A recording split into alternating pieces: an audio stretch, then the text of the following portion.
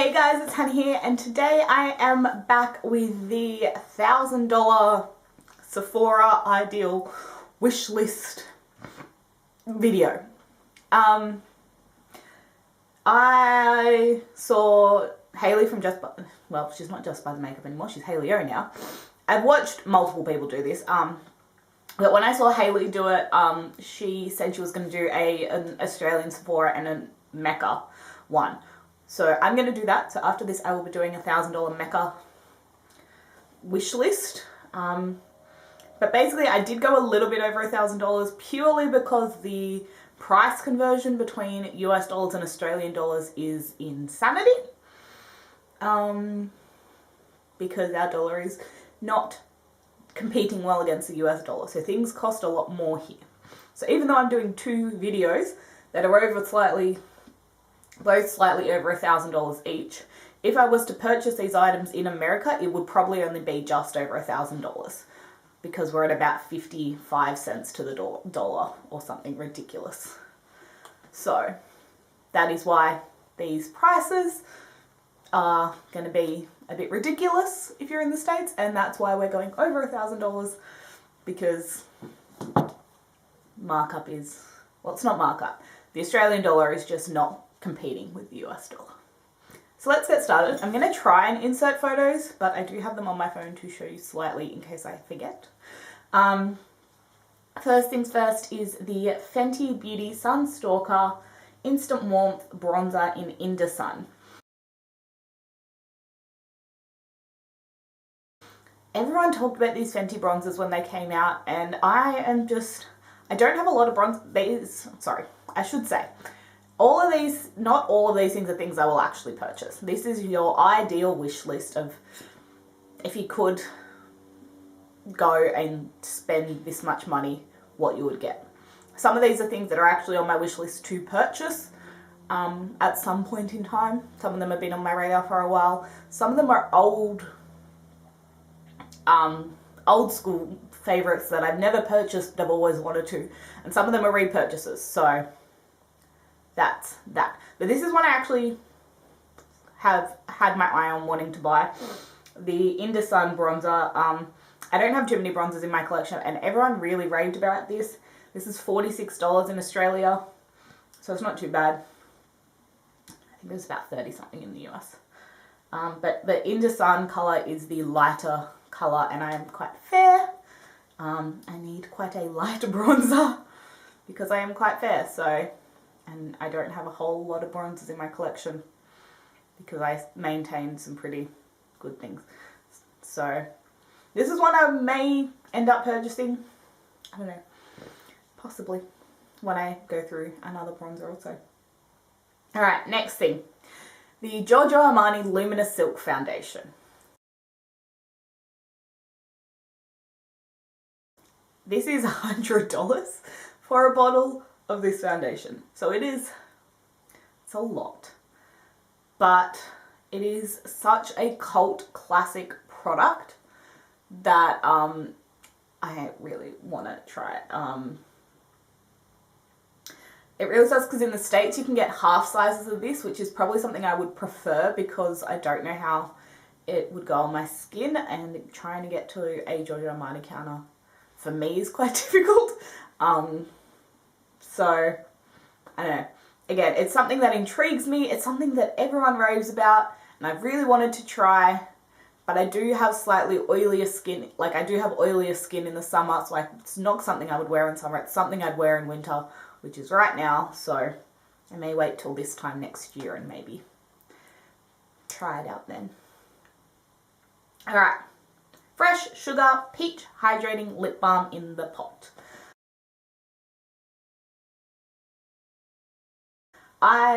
If you have watched me for any length of time, you know that the Fresh Sugar lip balms, these ones in the tubes, are my go-to favourite morning, daytime lip balm. And they've just released a whole load of new scents in the potted form. They used to just have a caramel and a coconut, and now they have like watermelon and peach, which is the one I want. It's 6 grams. It's only $24, so it's not massively expensive. This is one I would use as a nighttime lip balm. That's what I use my pots for, like my Laneige lip sleeping mask. But again, this is something that's on my radar for actually picking up as well, because I love peach and I like the fresh lip balm products, so I'm sure I would like this one too. Okay, something I probably won't purchase, but for some reason, this has been something that has intrigued me. I've gone and swatched it, and I don't know, I want it, but I probably won't buy it. This is the Huda Beauty Metal Matte Melted Double-Ended Eyeshadow things. And the colour I want to pick up is Bubble Bath and Champagne, which is the nudie pink and the champagne.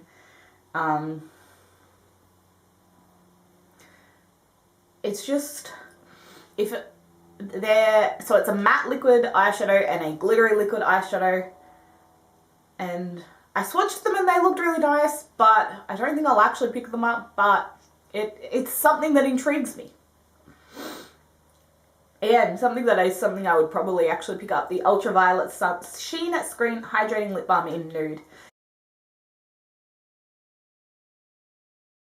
This is an SPF 50 lip balm, so something I will actually probably pick up for the summer months, because getting a good SPF lip product is really difficult, and Ultraviolet makes some fantastic SPF products.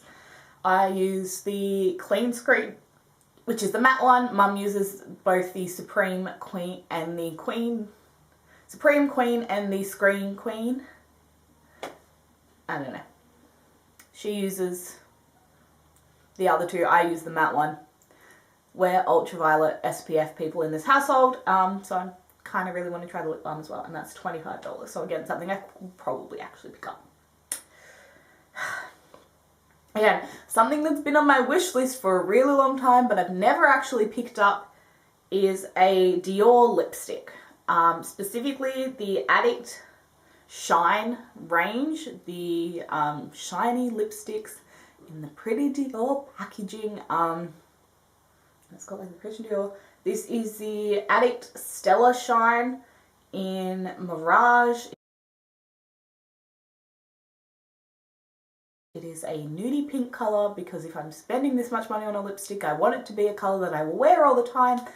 And I wear nudie pinks, mauvey pinks all the time. If you look at my lipstick collection, there's a huge variety of nudie pinks like this. This is actually more pink than what I usually wear. But it's that kind of high shine lip product that's super easy to wear and is really pretty, but it's $56. Something else from Dior, because if I want buying a $56 lipstick, I may as well buy a $65 concealer. This is the Dior Skin Forever Correct Concealer.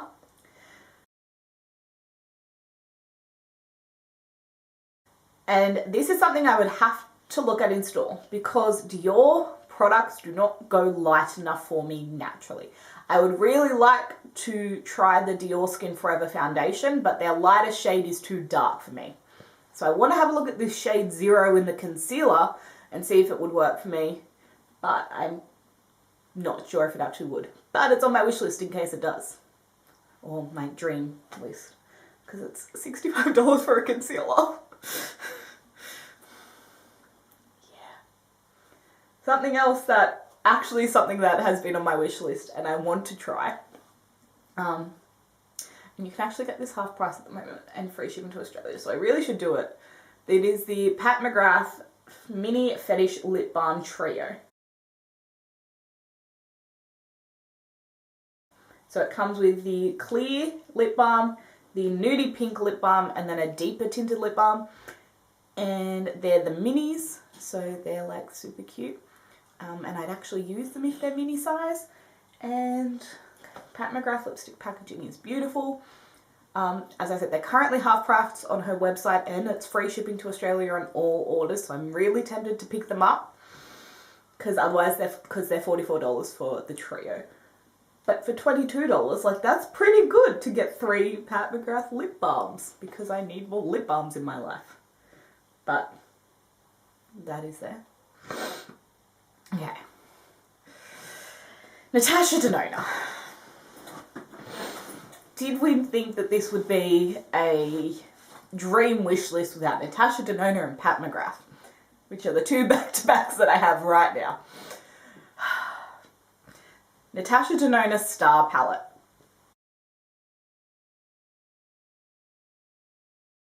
This has been the Natasha Denona palette that I have wanted, and the only Natasha Denona palette that has kept my interest out of all of the ones she's released. It is $268 for 18 eyeshadows. But it is so beautiful. And every time I look at this palette, I want it. It has been out for years and I've never bought it, so it is probably not something I will buy, because I have this in other palettes. I have these shades. But that doesn't mean I still don't want this at some, like, it still isn't, doesn't mean that this still isn't something that I want. But it's $68, so there's that. And then in the same realm, Pat McGrath, if I was to get a Pat McGrath Mothership palette, it would be Divine Rose. Divine Rose is the palette that I would get the most use out of. I did want to get Bronze Seduction. I didn't get it. And then this came out, and it made me really glad I didn't get Bronze Seduction, because this is even more up my alley than Bronze Seduction was. But it's $195. And I really think I may put this on my Christmas list, or my birthday list, because my birthday is very close to Christmas. Because I have the Subliminal Platinum Bronze Mini Palette, which was an anniversary present from Daniel. And I really like the shadows. But the colour story for this isn't something I reach for. It's a lot darker than what I usually go for. Whereas this is just Hannah in a palette.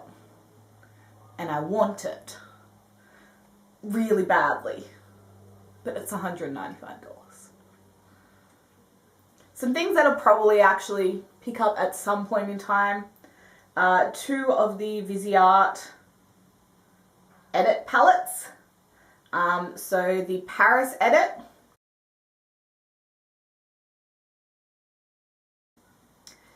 which is the kind of coolish neutral one. It's really pretty. I really like that one. And the Rosé Edit, which is the pinky neutral, and that bottom row of shimmers is just calling my name. For some reason, the Paris Edit is $75 and the Rosé Edit is $63, even though they're the same type of palette. But anyway, those 2 are on my cart. I may get one or the other. I don't know. The purple in the Rosé just calls to me for some reason. Though I know I won't use it a lot. But I don't know. They're both... I'll probably get one of them. Because the pans are nice and small. So it's something... And they're nice and compact and cute. And I really like Viseart eyeshadow palettes. So... there's that. I am proud of myself for only putting 4 eyeshadow palettes on this. Alright. Something else that is probably something I will never actually buy, because me spending $43 on a pair of false eyelashes is not going to happen, because I don't wear false eyelashes because of my glasses. If I'm wearing false eyelashes, I have to wear contacts, and it's just a big spiel. And I usually will only wear false eyelashes once or twice a year, because it's for a special occasion, usually if people are getting married.